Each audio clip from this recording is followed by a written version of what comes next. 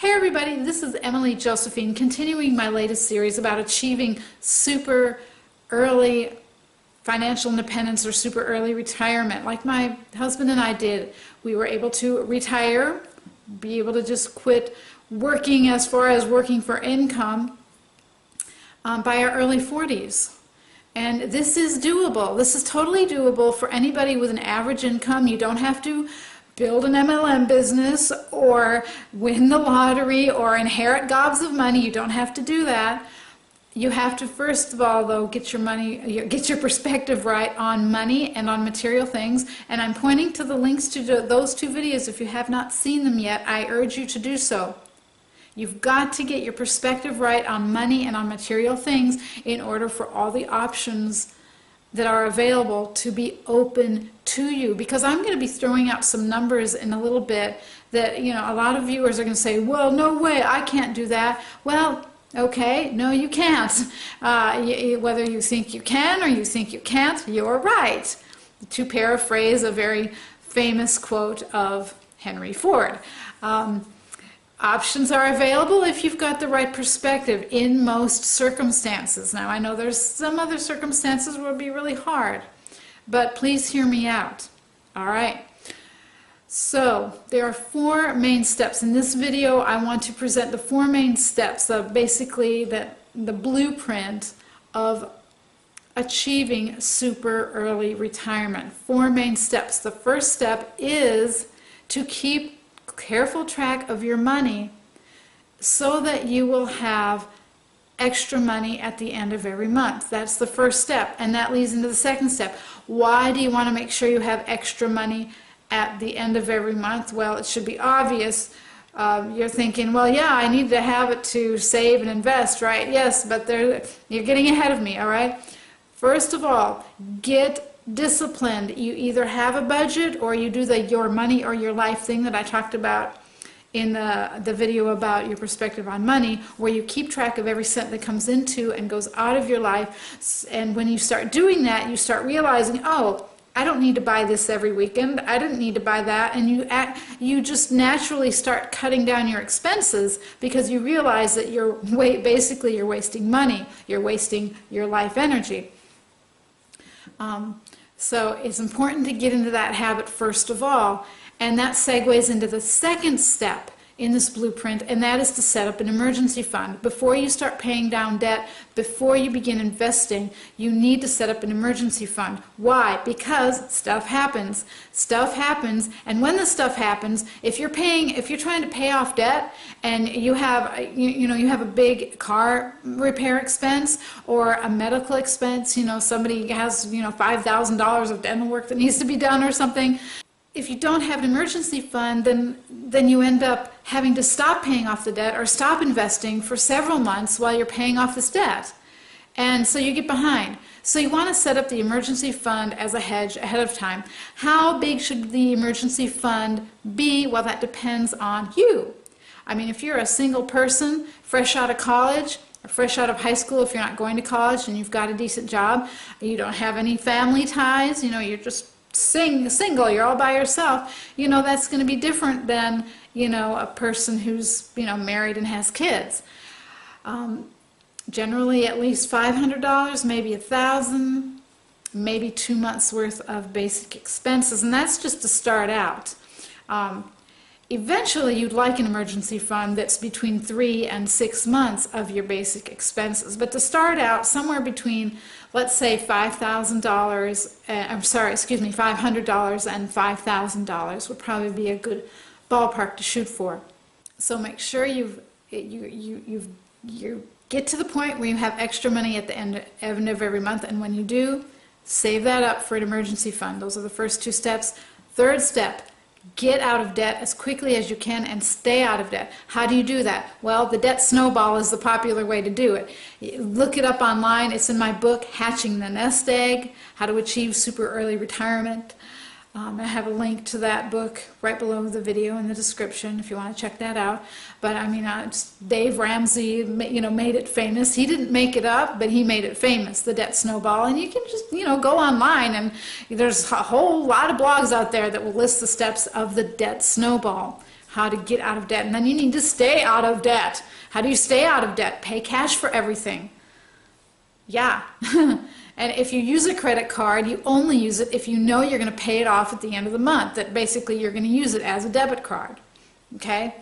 And by the way, that's another great reason to get into the habit of having money, like, you know, doing a budget or keeping track of your money really, really carefully so that you make sure you have money at the end of every month. Because once you do that, well, guess what? It just kind of becomes a no-brainer to stay out of debt.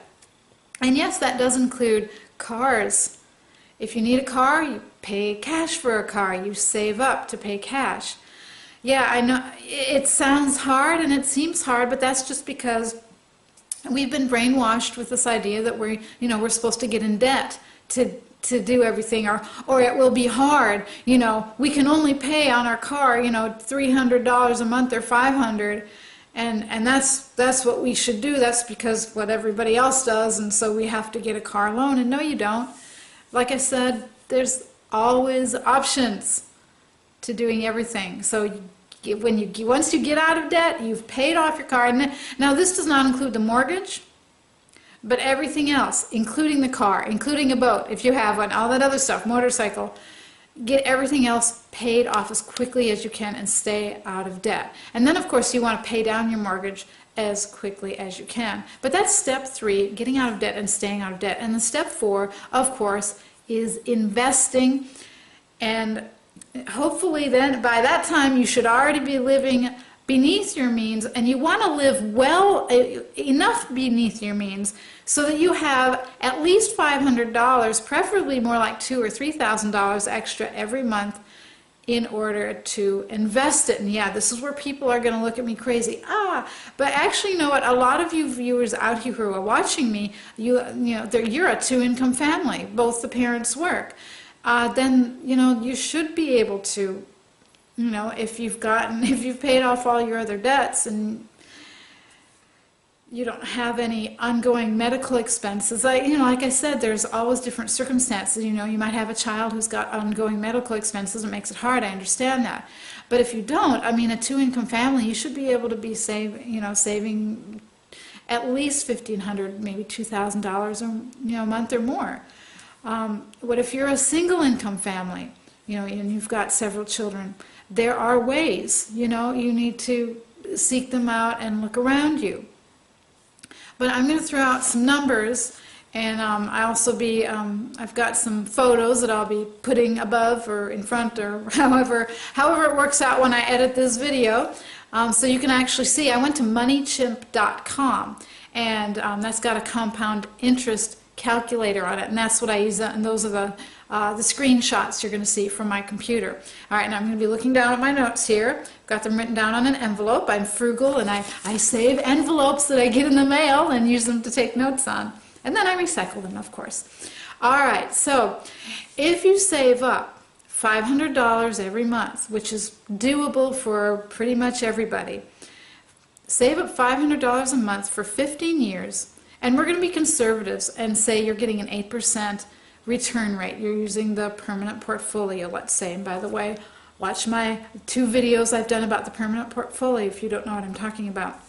So $500 a month for 15 years at 8% you're going to end up with $175,945.70 at the end of 15 years. So let's say you start when you're 22. By the time you're 37, you would have getting close to $200,000.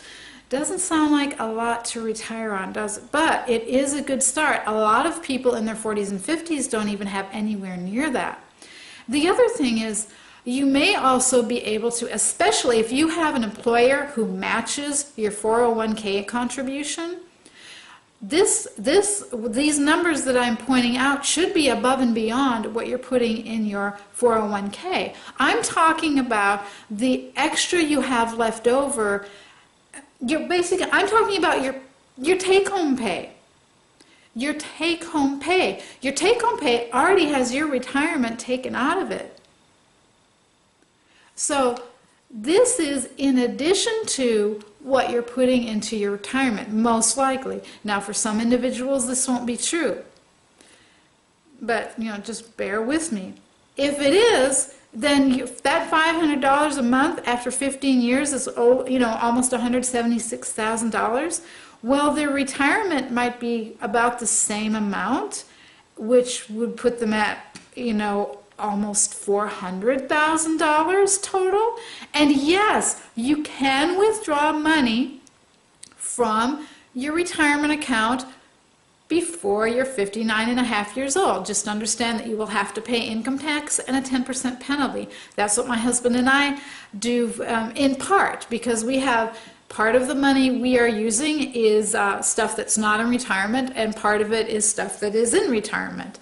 So, but anyway, so don't freak out about that. And if you're, if you're not pulling out like $100,000 a year out of your retirement, then it should, it's not going to be a big deal to pay the income tax or the 10% penalty.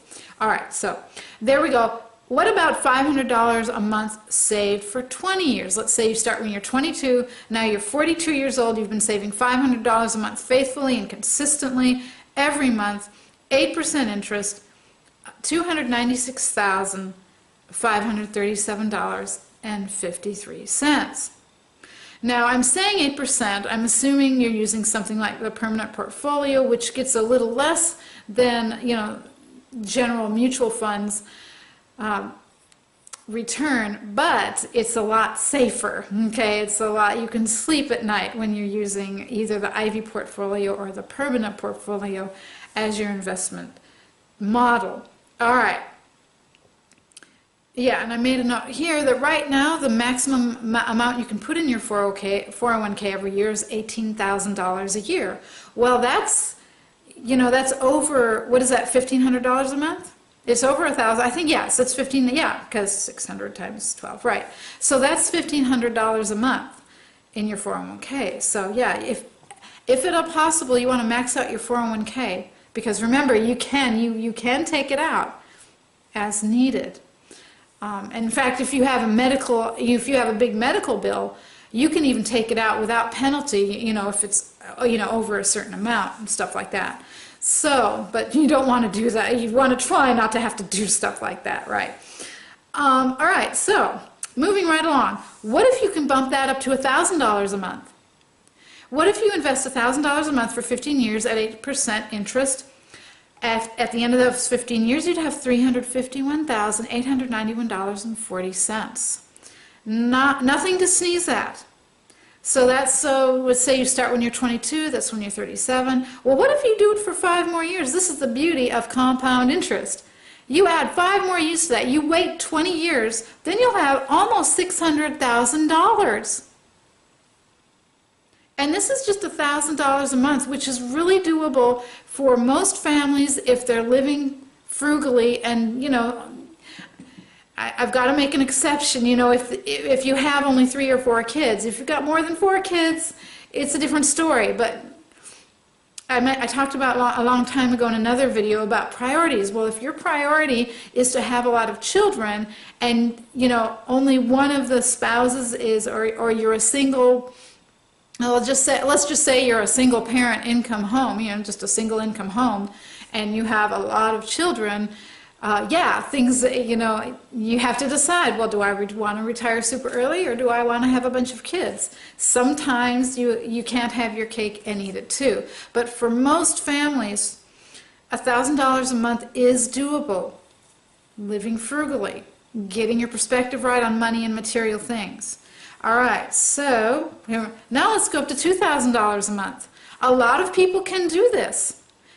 A lot of people could do this if they would change their spending habits and decide that they wanted to retire super early. $2,000 a month for 10 years at 8% interest, $375,491.70. Add 5 more years. Look at that. 15 years? Just be patient and wait 5 more years. You're at over $700,000.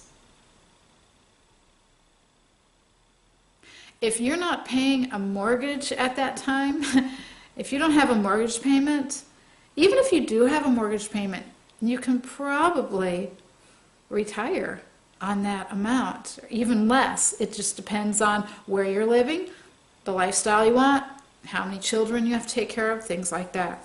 Let's go to 20 years. You are investing $2,000 a year at 8% interest for 20 years. Look at that. $1,186,000. Yeah. Is it possible to retire in your 30s, 40s? Or if you're already in your 30s, 40s, or even 50s, are you going to have to work until you're in your 70s or 80s, like some financial experts say? It depends. And it largely depends on you getting your perspective right about money and material things. That's the basic blueprint. Now in the next 3 videos, I'm going to be sharing the 3 major paths that people follow in order to be able to make an income large enough in order to have super early retirement. So I'm going to talk about that in the next 3 videos, so please stay with me. Thanks a lot for watching this one. Share it if it's helped you, and thumbs up. And I will see you next time. In the meantime, remember, even if you feel poor, there's probably somebody poorer than you, so please help somebody out who is in need this week.